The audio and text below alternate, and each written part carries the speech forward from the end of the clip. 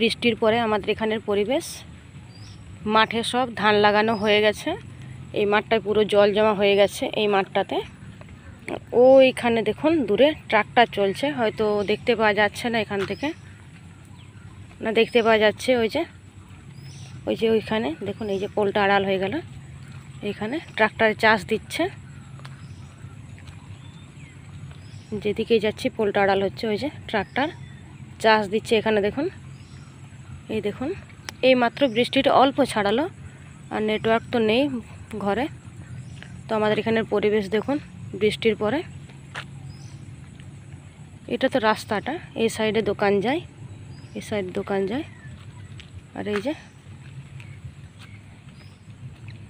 আর ওই যে আমার ঘরটা নারকেল গাছের আড়ালে, ওই যে ওখানে আমার ঘরটা।